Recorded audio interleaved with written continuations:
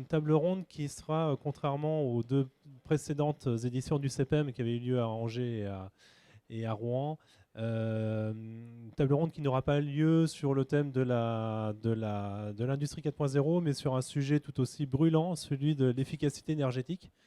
On ne va pas rappeler pourquoi c'est un sujet brûlant, évidemment. On est aujourd'hui dans une situation très difficile avec une explosion du prix des matières premières et notamment celle du gaz. Et donc ici, avec beaucoup d'impact sur l'industrie naturellement.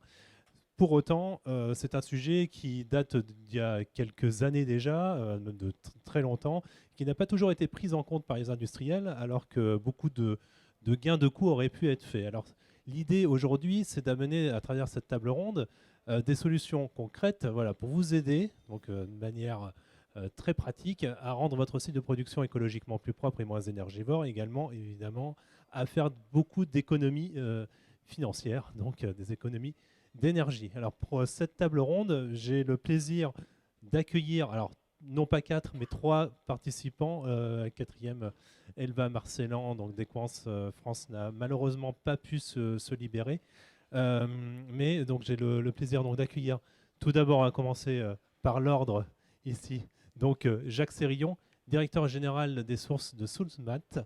Donc vous allez nous expliquer les activités de cette entreprise et ce que vous avez mis en place aussi pour réduire les économies, pour réduire les gains énergétiques, les coûts énergétiques, pardon. Je vais y arriver. Jérôme Montagnon, directeur du site de sales du groupe Werner Berger. Là, pareil, je vais vous demander tout à l'heure de vous présenter. Et enfin, Julien Elkoury, donc du groupe Schneider Electric, pardon, qui aura la particularité, la double casquette, d'être à la fois évidemment un distributeur de solutions permettant à ses clients industriels de réaliser des gains énergétiques, mais également un groupe qui a mis pas mal de choses en place dans son usine, je dirais pilote, à Vaudreuil, donc en Normandie.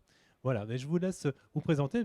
Donc, monsieur Jacques Sérillon, je vais vous demander de vous présenter en quelques mots quel est votre poste aujourd'hui et les activités de votre groupe. Oui, bonjour. Alors un groupe, nous sommes une PME, sont les sources de Soulsmat. Donc je suis Jacques Sirian, je suis directeur général. Les sources de Soulsmat, c'est une petite entreprise dans une vallée à Soulsmat, une vallée alsacienne. Et on est 43 personnes, on fait 24 millions de bouteilles et on fait à peu près 12 millions d'euros de chiffre d'affaires. Donc c'est une PME totalement indépendante, entourée de groupes monstrueux. On embouteille de la Lisbeth. On fête nos 100 ans cette année de la Lisbeth. Ça fait 150 ans qu'on embouteille une autre eau qui est la Nessel, qui est une eau minérale. Et depuis 1969, on a commencé à faire des limonades. Donc on fait beaucoup de limonades locales, à base de Lisbeth d'ailleurs, avec du vrai sucre. Et on a lancé notamment aussi en complément les Ascola en 2004, mais également donc Coca-Cola à 100% alsacien, et puis du Lisbeth déclassé et beaucoup de soft en fait. Voilà, et on est dans l'univers des cafés, hôtels, restaurants, de la GMS, des grandes et moyennes surfaces, et je vois que notre eau est hyper bien représentée juste derrière vous là-bas. Voilà, pour ceux qui ont eu le plaisir de déjeuner au restaurant du salon, Jérôme Montagnon, même question. Qui êtes-vous et quelles sont les activités de votre groupe? Bonjour à toutes et à tous, Jérôme Montagnon, je suis ingénieur de formation et je suis directeur d'usine d'un site de plus de 150 personnes au sein d'une entité beaucoup plus importante, Wienerberger, qui est le leader mondial de la brique et qui emploie un peu plus de 18 000 collaborateurs sur environ 220 sites de production. D'accord. Même question, Julien Elkoury, au niveau de Schneider Electric. Donc, je suis directeur de l'activité Digital Power pour le marché français. Donc, l'activité Digital Power et l'objectif, c'est d'accompagner nos clients dans l'efficacité énergétique, dans la digitalisation de la distribution électrique basse tension et moyenne tension. En tant que groupe Schneider Electric, nous sommes leaders mondial dans les solutions équipements électriques et des solutions, donc avec notre solution EcoStructure, qui se déroule sur différents segments. Au sein de la région, nous avons deux usines. Nous avons l'usine de Eckhart à Soultz et Sarel à Saint-Réunion, où nous fabriquons nos enveloppes de tableaux électriques pour Sarel et nous avons les capteurs pour les vannes au sein de Eckhart. D'accord. Merci, monsieur Elko. Je vais rester avec vous. Tant qu'à faire, on va se faire tourner le micro comme ça.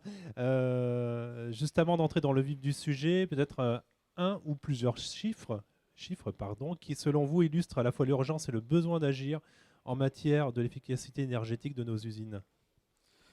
Donc, déjà, je vais donner un chiffre. Par l'expérience de tous les audits énergétiques qu'on a pu faire à nos clients industriels, en moyenne, on considère qu'il y a 20% de gisement d'économie d'énergie au sein d'un site. Donc, c'est facile de faire un calcul. Si on a une facture d'énergie d'1 million d'euros, c'est 200 000 euros. Aujourd'hui, comme vous l'avez précisé au tout début, la flambée du prix du gaz, donc nous avons plein de clients dont la facture double. Et donc, ça devient urgent, effectivement, de trouver des sources d'efficacité énergétique au-delà de la dimension environnementale et de l'impact, je dirais, qu'on peut apporter sur l'environnement, surtout de rester sous les 1,5 degré de réchauffement climatique suite à la COP21 et l'engagement qu'on s'était mis collectivement sur le sujet. Jérôme Montagnon. Merci. Évidemment, on pourrait parler de l'inflation qui est galopante et qui réduit peut-être notre capacité d'innovation, d'investissement et parfois aussi peut pérenniser certains de nos sites. Moi, je mets en avant les objectifs de réduction forts qu'on peut, je pense, tous avoir dans nos activités. Chez Wienerberger, on ambitionne de réduire de 17% nos émissions de CO2 d'ici 2023. La neutralité carbone à 2050, là, c'est un petit peu plus loin dans le time. Et de mettre aussi en avant la très très faible production nucléaire en France, qui est quelque chose qui nous tient à cœur aussi.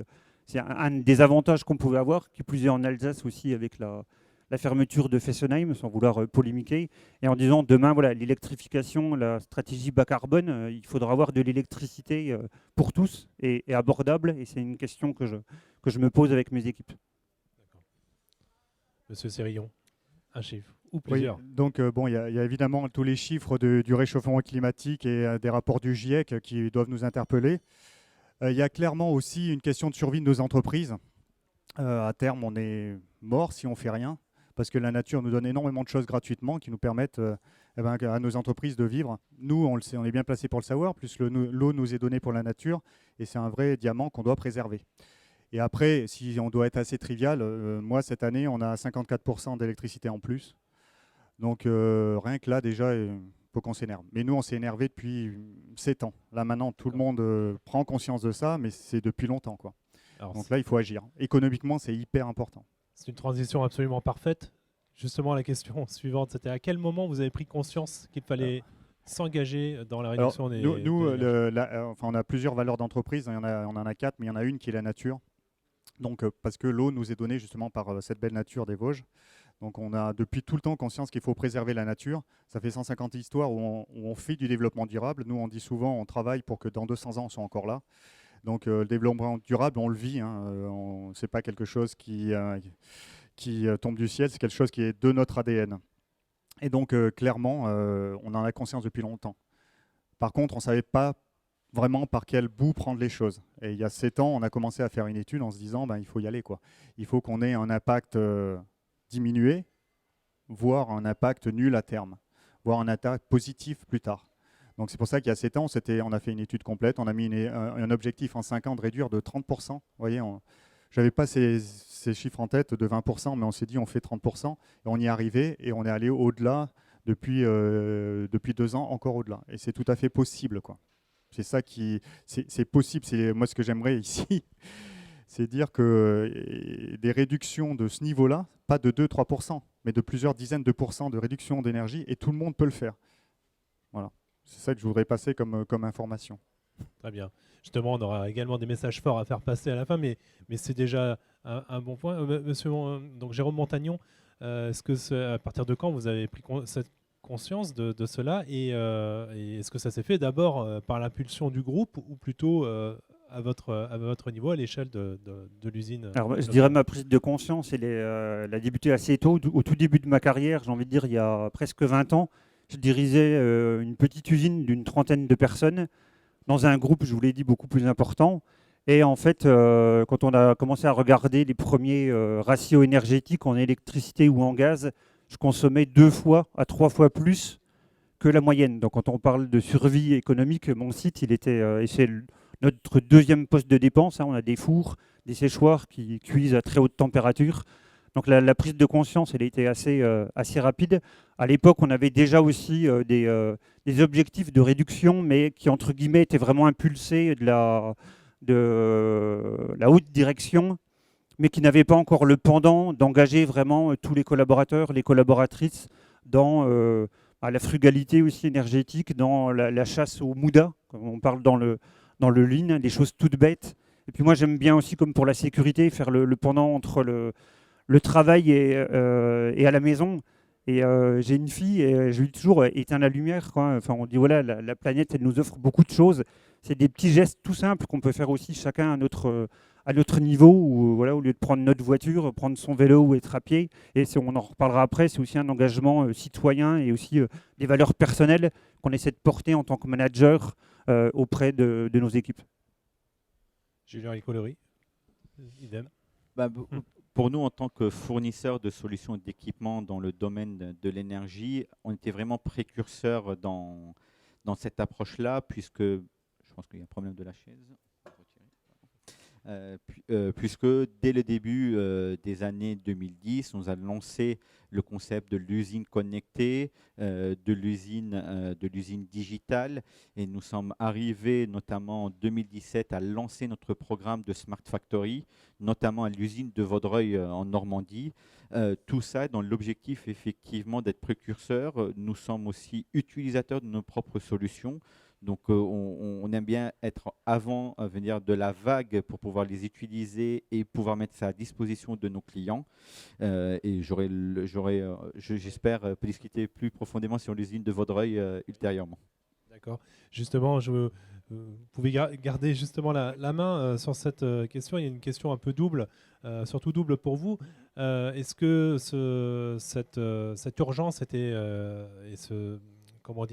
ce sujet était-il perçu de la même manière à la fois par la direction et par les salariés, et la question double pour vous également par vos clients? Est-ce que vous avez le sentiment qu'il y a eu une bascule vers une prise de conscience? Déjà, si on regarde au niveau du groupe, effectivement, il y a eu cette prise de conscience de la direction et des employés sur ces questions d'efficacité énergétique, de comment on peut optimiser au niveau de l'énergie, au niveau opérationnel. Il ne faut pas oublier, on a plus d'une centaine d'usines à travers le monde, donc c'est un vrai coût pour nous, et comment on pouvait optimiser était important aussi à développer ces technologies comme pour les remettre à disposition de nos clients. Et cette transformation-là, elle passe effectivement dans un changement de comportement aussi. Donc on a injecté cette culture au sein du groupe. Les employés ont perçu ça d'une façon très positive parce qu'ils étaient acteurs de la transformation. Ils étaient force aussi de propositions d'optimisation directement au sein de nos usines, au plus proche, je veux dire, de l'action, si on peut dire ça de cette façon-là. Et il ne faut pas oublier, un employé d'une usine, lorsqu'il y a un certificat, un label de son usine ISO 50001 ou autre label, il est aussi fier de travailler au sein de cette usine-là. Pour nos clients, il y a eu vraiment une prise de conscience, notamment avec la dimension environnementale aussi. Notamment avec le changement du cadre, je veux dire, politique, avec le CAP 21, avec la directive européenne de neutralité de carbone à 2050. Et surtout aujourd'hui, il y a plein d'investisseurs, quand ils analysent une entreprise, n'analysent pas uniquement la performance financière. Ils regardent aussi la performance et l'empreinte environnementale de l'entreprise. Donc il y a aussi cette notoriété, il y a la valeur de l'entreprise aussi qui est prise en compte, qui a permis d'accélérer au-delà de la flambée des prix de l'énergie. Très bien. Merci Jérôme Montagnon. Idem sur la direction et les salariés. Est-ce que vous avez pu convaincre tout le monde? Après, voilà, ce que je vous disais avant, c'est en effet un projet d'entreprise qu'il faut porter. Et moi, je suis directeur d'une usine, donc je suis vraiment dans l'opérationnel. Mais évidemment, l'impulsion, elle doit, je vous rejoins tout à fait, venir des top managers, de demander voilà, à réduire notre empreinte carbone. On le sait que de toute façon, nos clients, nos investisseurs, mais aussi notre personnel demandent aussi cet engagement. Et le législateur aussi nous pousse, hein, les quotas au CO2. Nous, on est électro-intensif, donc on est vraiment très impacté. Et comme l'amélioration continue, j'ai envie de dire, c'est un travail de tous les jours, de trouver aussi des leviers de motivation sur les 3 piliers du développement durable. Aussi, on a fait notre première journée, par exemple, de la Terre le 22 avril, avec l'engagement aussi de faire visiter nos carrières, de regarder aussi la biodiversité sur nos sites, de les verdir aussi, et pas que dans nos KPI énergétiques, mais aussi purement et simplement. Et ça, c'est quelque chose qui est vraiment très, très important.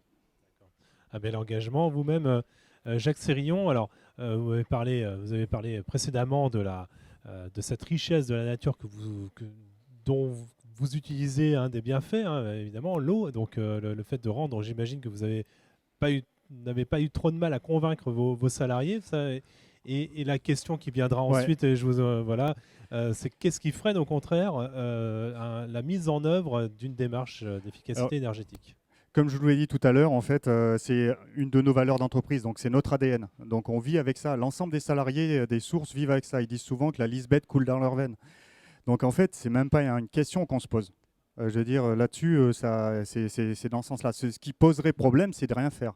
Ça, c'est clair. Là, on aurait un gros problème, nous, à notre niveau et au niveau des salariés d'entreprise, et puis les gens ne resteraient pas, quoi. Il y a beaucoup d'ailleurs de questions qui viennent sur les jeunes maintenant qui rentrent dans l'entreprise. Sur l'environnement, c'est clair. Nous, on fait du PET actuellement, qui est un peu décrié, mais on fait quand même 75% de verre. Il ne faut pas oublier, le PET descend et sera certainement un matériau qui va disparaître à terme, bien qu'il soit hyper recyclable.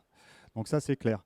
Après, ce qui freine quand j'en parle, bon, chez nous, ça ne freine pas, disons, mais dans l'ensemble, il y a beaucoup de gens qui ont des pensées limitantes. Ils disent, moi, je ne vois pas ce que je peux faire.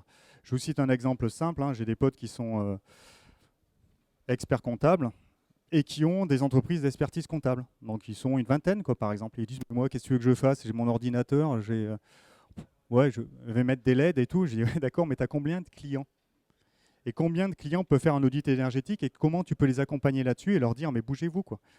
Parce qu'on parle de 20%, mais on peut aller au-delà de ça, quoi.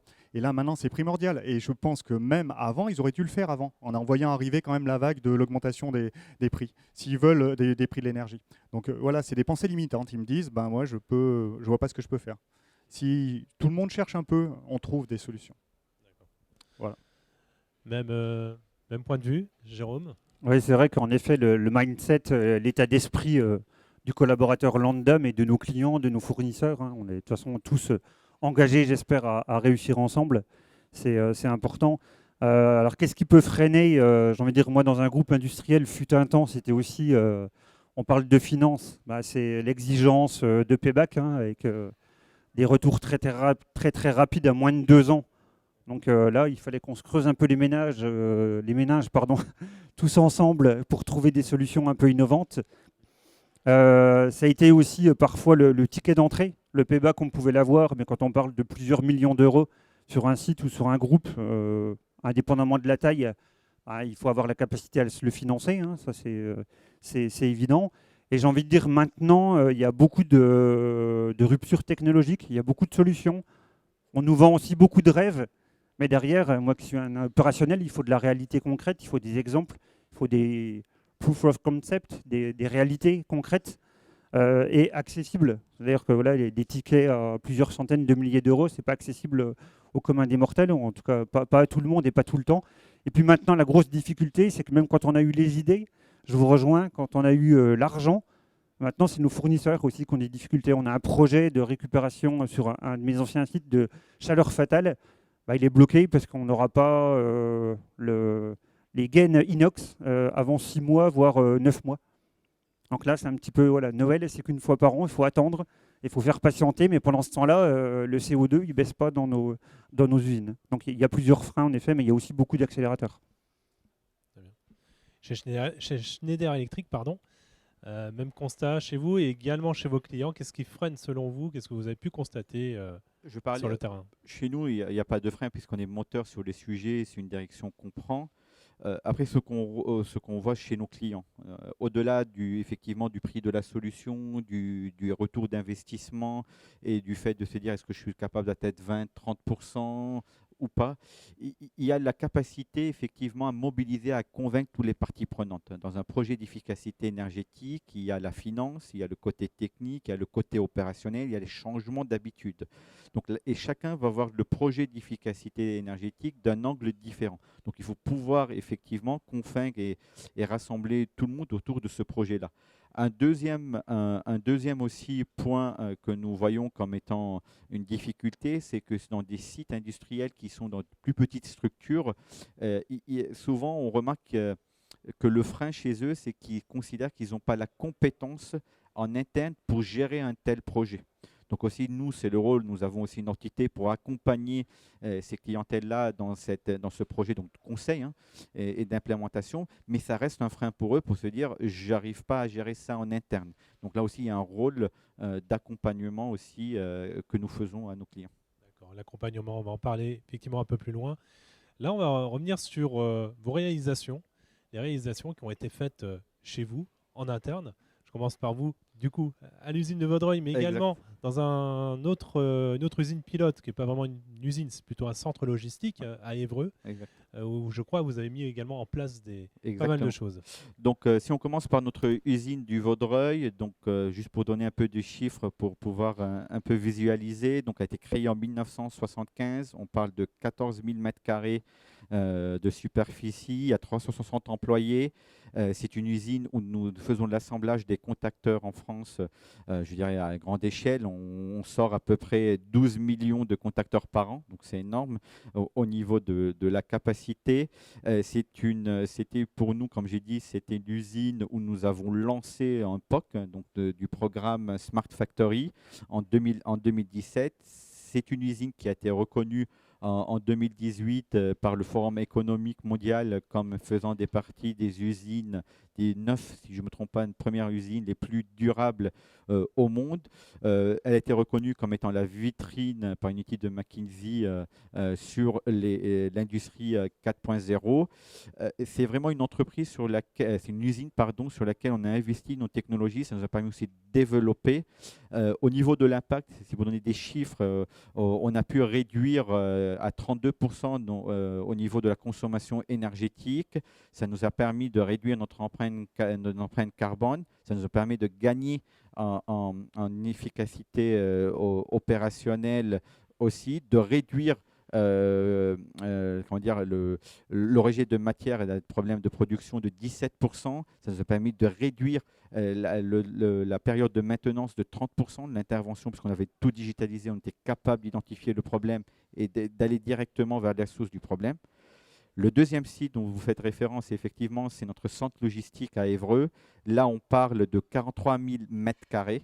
On parle de 17 000 commandes gérées par jour. Ça couvre tous les pays européens. Donc, c'est un grand site, je veux dire, grand centre logistique pour nous. C'est un centre logistique où on a une tour de contrôle, où on moniteur en temps réel plein de données, dont les flux énergétiques. Mais au-delà de ça, on sort de la borne de notre centre logistique, puisque nous sommes capables aussi de faire la traçabilité des camions de nos partenaires logistiques, donc pour pouvoir mesurer tout cet impact carbone que nous amenons. Avec notre technologie, que ce soit le système de management d'énergie ou la partie BMS, on a pu effectivement réduire de 15% notre consommation d'énergie et de gagner de plus de 5% de productivité. Donc pour nous, c'est vraiment... Merci pour tous ces détails chiffrés. Jérôme. Alors, je vais partager avec vous un projet d'économie d'énergie qui s'inscrit aussi dans la Smart Industry et dans l'industrie 4.0. Mais qu'un petit point de départ, on avait une usine et il y a beaucoup de compteurs. Déjà rien que pour le reporting financier. Et en fait, on s'est rendu compte, comme partout, au bout d'un certain temps, il y a beaucoup de compteurs qui ne fonctionnent plus, il y a beaucoup d'estimations qui sont faites, il y a des choses qui sont plus très très fiables, et puis le maillage des compteurs est plus vraiment... le découpage analytique ne correspond pas au découpage empirique ou en tout cas opérationnel qu'on a besoin. Et à l'époque, revamper l'ensemble des compteurs avec des solutions traditionnelles coûtait plusieurs centaines de milliers d'euros. Payback, c'était juste le ticket d'entrée pour avoir de la donnée. Donc on a essayé d'être un petit peu plus, de sortir des sentiers battus justement en utilisant des solutions modernes, innovantes. D'ailleurs, j'ai vu notre fournisseur qui nous accompagne, donc d'utiliser des objets connectés, maîtrisables en interne pour un coût assez abordable de l'ordre de quelques dizaines de milliers d'euros, qui nous ont permis d'accéder tout de suite à nos données via de la remontée d'informations directement vers un cloud, vers un portail web accessible par n'importe qui dans l'usine, de manière très user-friendly, très, très simple, très conviviale. Et derrière, on a aussi interfacé l'ensemble de nos données d'automatisme via des protocoles type OPC-UA pour faire remonter aussi les informations d'un côté de production de nos automates, les comparer avec la partie énergétique, créer alors on n'est pas ISO 50001, mais en tout cas on s'inspire de la norme, créer nos KPI énergétiques, pouvoir les suivre, nos ratios, et pouvoir avoir de la donnée vraiment qui nous appartient en plus, très, très rapidement, très simplement. Et en fait, ça a permis une chose toute bête, mais on s'est rendu compte que j'ai un énorme séchoir sur la ligne 2. Bon, on voit que c'est une grosse machine, mais on ne s'était jamais rendu compte en fait, qu'il consommait plus que toute la ligne qui était à côté, y compris le four qui cuit à plus de 1060 degrés, alors que le séchoir, il sèche à peine à 60 degrés. Et en fait, ensuite, derrière, avec nos équipes de maintenanciers, et j'en profite aussi pour dire que voilà, l'humain et la maintenance, c'est la colonne vertébrale aussi de nos usines. On a besoin de tout le monde, mais la maintenance, encore plus maintenant, puisqu'il faut aussi s'approprier ces projets.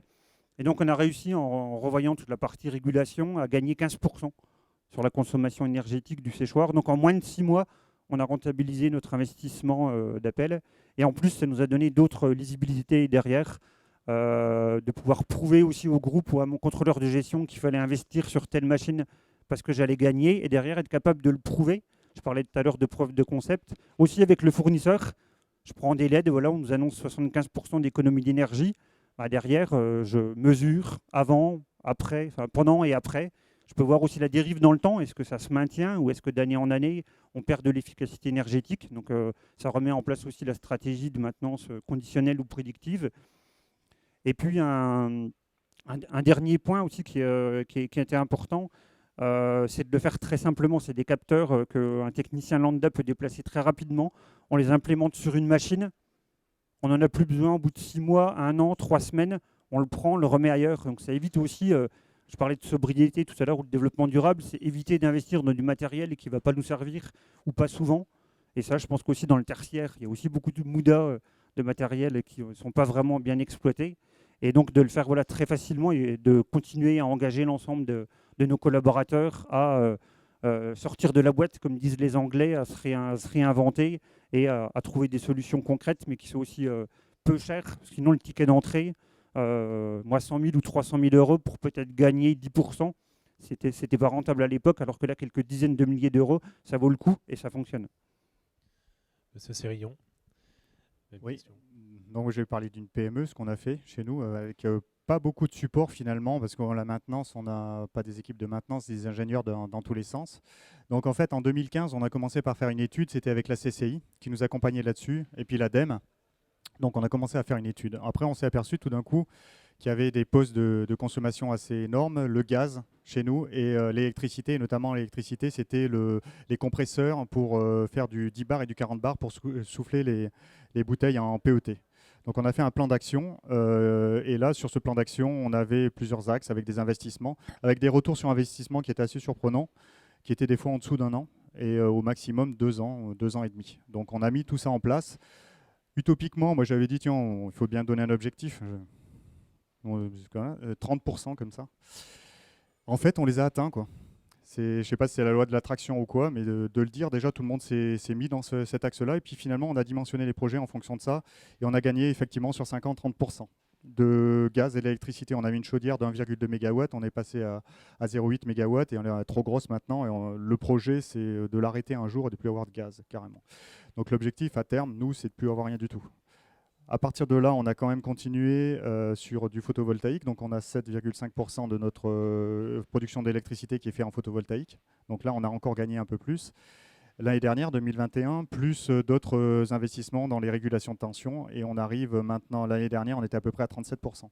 Et cette année, on continue également. On a changé notre laveuse de bouteilles qui est les laveuses de bouteilles verres qui consomment finalement 3 fois moins maintenant. Donc c'est pour ça que la chaudière gaz, on se pose beaucoup de questions. On va faire de la récupération de chaleur fatale. Donc il y a des chances que le gaz, on n'en utilise plus du tout. Et on réinvestit dans du photovoltaïque. Donc voilà un peu le projet. Là, normalement, l'objectif fin 2022, c'est 50% en moins de consommation par rapport à il y a 7 ans. Voilà. D'accord. J'avais une autre question, évidemment, sur les gains chiffrés, mais bon, vous les avez donnés, mais c'est très bien. Il y a des gains chiffrés, bien sûr. Il y a des gains également, d'autres gains, peut-être plus induits, plus indirects, comme sur l'image de l'entreprise. Voilà, qu'est-ce que vous... Vous voyez, on est un peu... déjà, une des premières des choses, on est un peu militant. Ce que je vous ai dit, je vous répète encore que c'est une de nos valeurs. Hein. Donc, je le porte aussi moi-même en tant que dirigeant d'entreprise. Donc là, je suis en train de vous parler. Donc, on parle de Lisbeth. Voilà. Mais je suis intervenu au conseil régional. Rien que ça, déjà, on fait rayonner l'entreprise. Après, au niveau de tous nos clients, on en parle. Ça, c'est clair. Et je pense qu'on a une approche assez sympathique parce qu'on le vit, quoi. C'est vraiment vrai, quoi. Donc, on a une image vraie d'entreprise. Et je pense que ça nous aide aussi pour les marchés. En grande distribution, pour tout ce qui est marque de distributeur, quand on fait des limonades haut de gamme à bouchon mécanique, c'est clair que ça marche. Ça marche, c'est nécessaire. C'est même de plus en plus obligatoire, heureusement. Voilà. Donc ça joue. Okay. C'est bon, Tagnon. Bon, je pense qu'on en a déjà beaucoup parlé. Hein. C'est en effet un projet d'entreprise. C'est de toute façon, dans l'air du temps, vous le disiez, si on ne fait rien, de toute façon, on sera condamné à mourir, au propre peut-être comme au figuré. Vraiment l'engagement, je veux dire, voilà, citoyen des collaborateurs, les impliquer dans l'ensemble de ce qu'ils peuvent faire chacun à leur niveau, parce que comme on le disait, il n'y a pas besoin forcément de batterie d'ingénieurs. D'ailleurs, les plus belles idées, ce n'est pas des ingénieurs qui les ont trouvées. Il y a beaucoup de choses à faire chacun à son niveau, déjà en revoyant ses pratiques, autant personnelles, j'ai envie de dire, que professionnelles. Et après, nous, on a mis aussi en place des idées usines, notamment sur l'environnement, parce que chacun aussi essaie de se challenger à trouver des idées pour... je parlais de la biodiversité aussi tout à l'heure, laisser certaines prairies autour des sites qu'on ne fauche pas ou dans nos carrières. Et puis, il y a des idées, évidemment, on parle du photovoltaïque, il y a des choses beaucoup plus simples, voilà, des convoyeurs qui tournent et que personne n'arrête, même l'automate, parce qu'il n'est pas programmé pour. Il y a des choses, il faut avoir un peu un petit œil, comme sur la sécurité, avoir un œil un peu acerbe, en étant vraiment focusé, économie d'énergie, est-ce que vraiment on dépense de l'énergie pour rien? Nous, on a beaucoup de machines qui transforment de l'énergie électrique en énergie mécanique. Il y a énormément de pertes. Je ne parle même pas de l'air comprimé, et on le sait, au moins 10%, même dans un réseau tout neuf. Donc ça aussi, c'est une nouvelle manière d'appréhender l'effort de la maintenance. Et puis quelque chose qui est important aussi, c'est que tout nouveau projet, on doit intégrer, on doit challenger nos équipes, on doit challenger nos fournisseurs à être plus économes sur l'eau, et pas que à Soulsmat, sur l'électricité, sur le gaz, sur l'ensemble de nos consommables. Des fois, il y a des choses qu'on met à l'entrée de la ligne. À la fin de la ligne, c'est une durée de vie de même pas quelques minutes, voire quelques secondes. C'est une hérésie, quoi. D'accord. Julien. Effectivement, je pense que tout a été dit. Il y a vraiment l'image de l'entreprise, mais il y a la culture aujourd'hui, il y a cette prise de conscience sur toutes ces questions d'efficacité énergétique, d'impact sur l'environnement, qui devient aussi important. Il ne faut pas oublier que nous, dans la vie je veux dire, personnelle, nous sommes consommateurs. L'impact de l'environnement, ça nous parle. Donc, on est dans le monde professionnel, ça nous parle aussi. Ça parle à nos clients, ça parle à nos collaborateurs. Au sein de Schneider Electric, nous sommes tous, nous sommes tous, on faisons partie tous de cette transformation-là, et nous sommes tous dans comment on peut encore mieux optimiser, que ce soit dans des gestes très basiques, c'est-à-dire j'ai pas besoin de garder mon écran allumé, je l'éteins avant de quitter. Il y a des petits gestes qu'on peut nous faire, pas nécessairement qu'il y ait des systèmes d'automatisme, etc., que nous, on peut prendre à bande de l'individuel, au sein de l'individuel. Sur justement les gestes à faire, mais aussi les démarches à entreprendre. On peut parler un peu de la norme donc ISO 50001. En quoi consiste-t-elle et comment s'y conformer et que mettre en œuvre concrètement voilà, comment s'y prendre en gros. Donc la norme ISO 50001, c'est le fruit de collaboration de plusieurs pays qui vise effectivement à l'amélioration de la performance énergétique au sein d'une entité, d'une organisation. Après, pour vraiment être en ligne avec l'ISO 50001, concrètement, il faut avoir vraiment une politique, de mettre en place une politique d'utilisation plus efficace de l'énergie, fixer des cibles, des objectifs, s'appuyer sur les données, donc des références, c'est-à-dire il y a plein de données qui remontent de capteurs au sein de l'usine qu'on n'utilise pas, qui est important d'agréger, de collecter pour contextualiser, pour mieux comprendre l'utilisation par usage et du coup de lancer des plans d'action.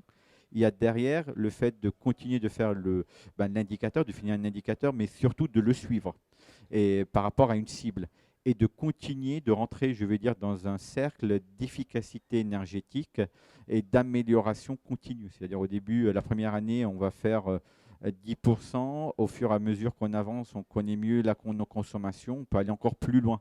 Aujourd'hui, nous avons tous entendu le niveau d'efficacité énergétique. On ne parle plus de 2%, 3%, 5%. Hein. On est au moins à 10, 15, 20, 30%. Donc c'est vraiment quelque chose qui est atteignable aujourd'hui avec toutes les technologies qu'il y a et avec surtout le rôle de l'humain à l'intérieur de tout ça. Jérôme Montagnon. Alors, comme je disais tout à l'heure, nous, on s'inspire plutôt de la norme. On n'a pas encore franchi le pas d'être certifié, mais c'est vrai que Donc ça n'empêche pas de ça se n'empêche lancer. pas, en effet. Et c'est sûrement in fine, il faudra qu'on y aille. Mais voilà, vous l'avez très bien dit. Il y a un certain nombre d'éléments qui sont vraiment importants à mettre en œuvre et qui sont normés, auxquels voilà, j'ai pas plus d'éléments techniques à partager. On va aller par ordre décroissant en fait. Moi, la norme ISO 50 000, pour l'instant, c'est pas dans C'est mon... pas dans les projets. C'est Ouais. pas- D'accord. Voilà. Moi, pour l'instant, pas du tout. Et, c'est tout à votre honneur, ne vous inquiétez pas. On ne doute pas de votre engagement en tout cas. Néanmoins, il y a beaucoup de dispositifs aussi qui ont émergé. On parle beaucoup d'efficacité énergétique, y compris aux politiques, qui a impulsé pas mal d'aides et de dispositifs. Entre les aides de l'État, réduction d'impôts et autres dispositifs, justement, un certain nombre d'aides existent. Comment s'y retrouver, comment s'y prendre et vers qui se tourner concrètement quand on est un industriel? Alors ça, c'est une bonne question. Moi, je me pose pas Enfin, c'est une bonne question, mais je me la pose pas, moi. Nous, on fonce, et puis à un moment, les fournisseurs, par exemple, pour photovoltaïque, ils vous font le truc, quoi. Ils disent, voilà, vous avez des aides de climaction, etc. Il faut monter le dossier, ils nous le montent pour nous, voilà. Mais nous, c'est pas ça aide à réduire un petit peu, et c'est hyper important, le retour sur investissement. Mais à la base, ça peut aider un peu à la décision finale. Mais disons qu'on avance, nous. Et après, étiez on les a quand même convaincu. beaucoup avec tous nos sous-traitants, quoi, nos industriels qui viennent installer les machines chez nous, quoi. D'accord. Pour les C2E, pour les climations, pour toutes les aides qu'il peut y avoir. D'accord. Voilà. Oui, tout à fait. Je reste dans la même lignée. Chacun son métier, mais c'est vrai que ça peut être un élément quand même très très important, qu'on soit une PME ou un grand groupe, parce qu'on sait que là, la capacité de financer, c'est quand même aussi très très important, encore plus maintenant. C'est vrai qu'il y a un dédale d'offres qu'on ne connaît pas forcément.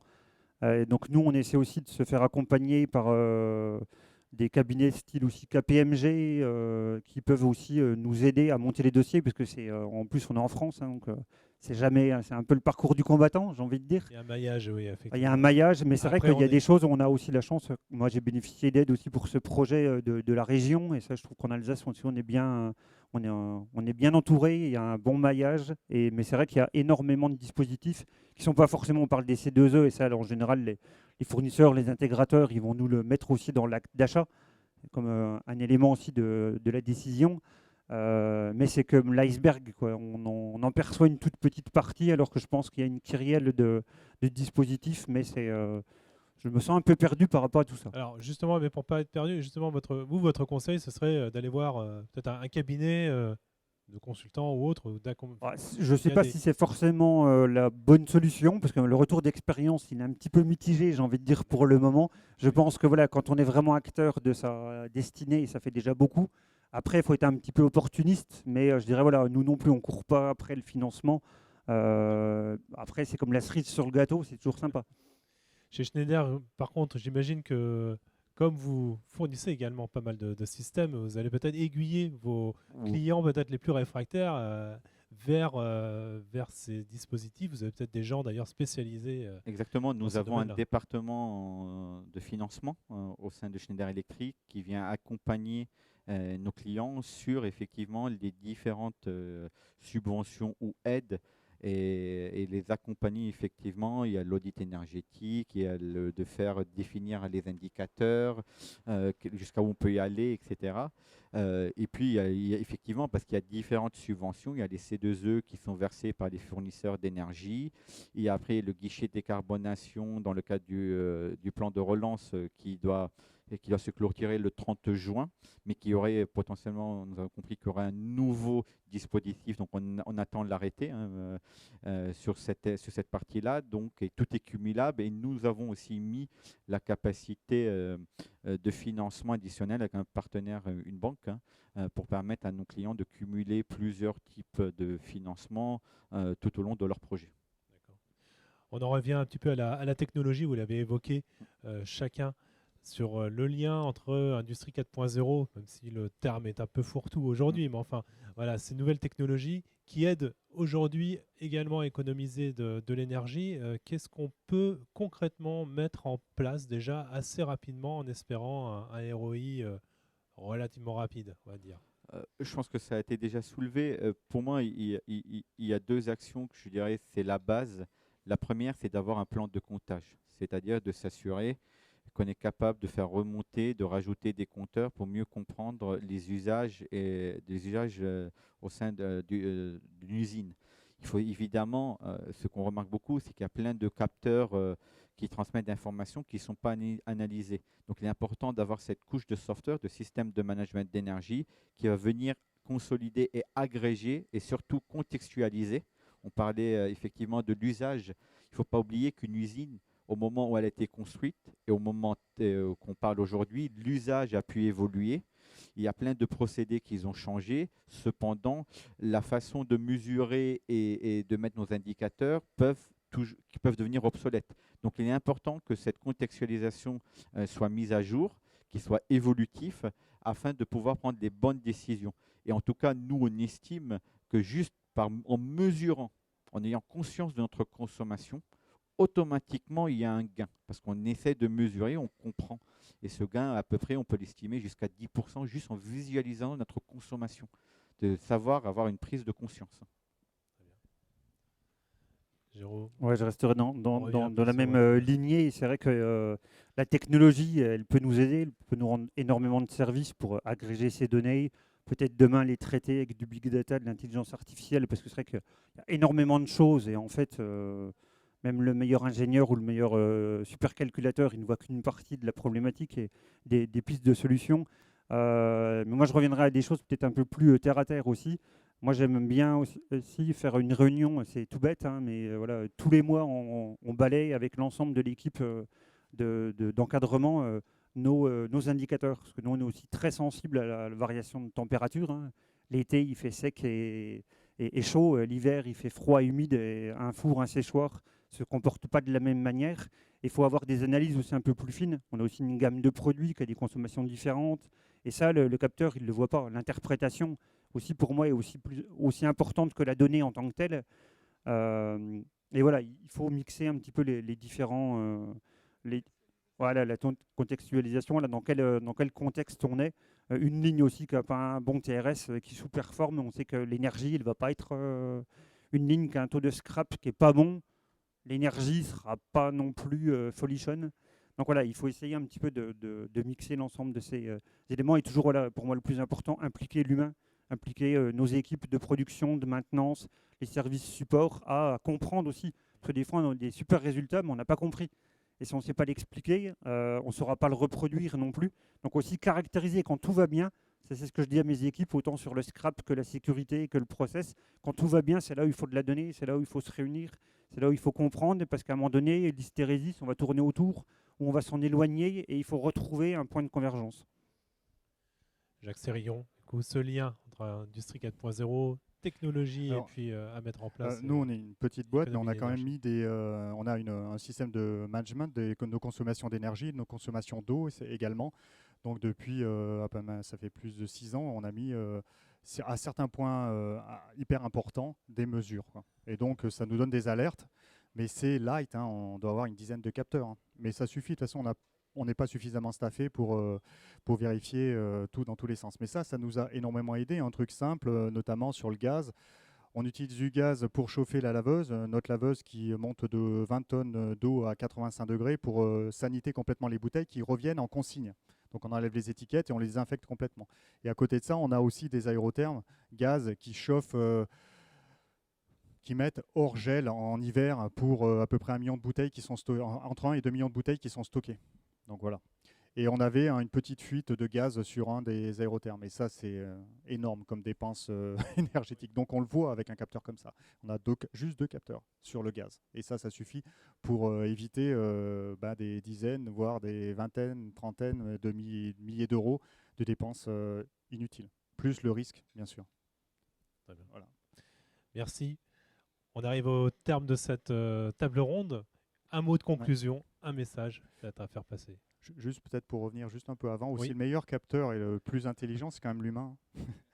Et donc nous, on a aussi une de nos valeurs, c'est l'humain, de nos 4 valeurs, et on a un management moderne, c'est-à-dire qu'au lieu qu'il y ait un mec comme moi qui réfléchisse et les autres qui exécutent sans réfléchir, on a inversé la pyramide.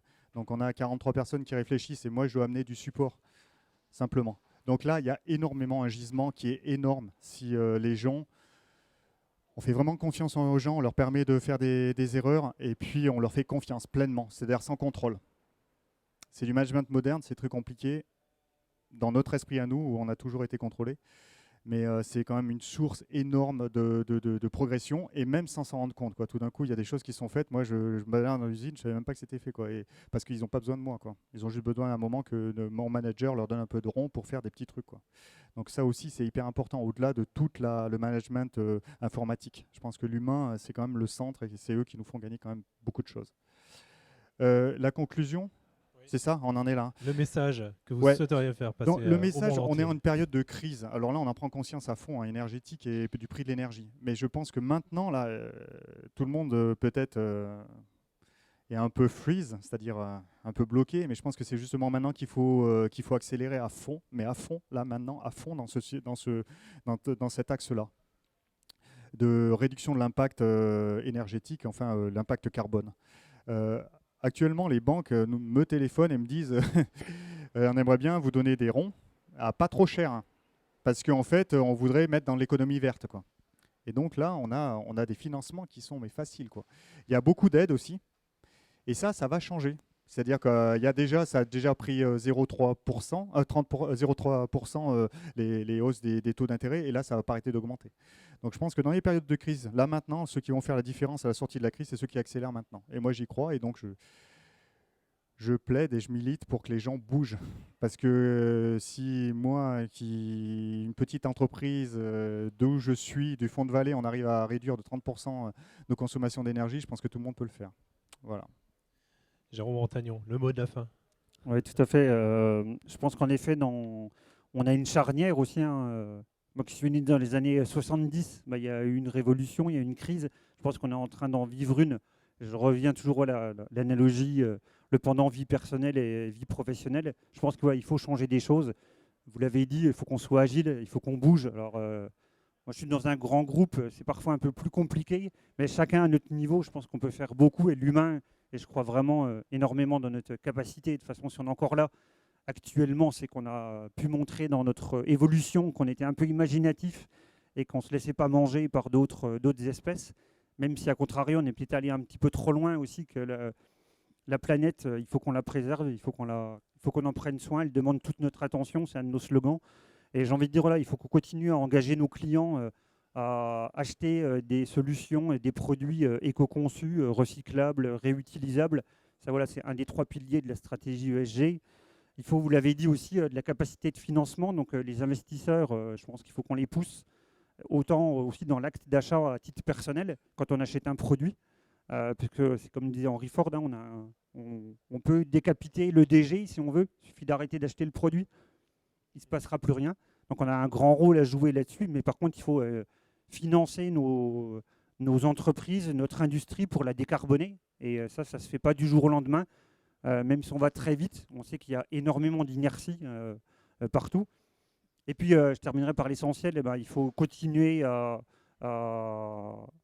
embaucher des talents et aussi à garder ce que l'on a. Et je dirais, voilà, la stratégie de développement durable, les valeurs que porte l'entreprise, c'est aussi un élément, je vous rejoins tout à fait, dans les jeunes générations et pas que. C'est une des premières questions qu'ils nous posent aussi.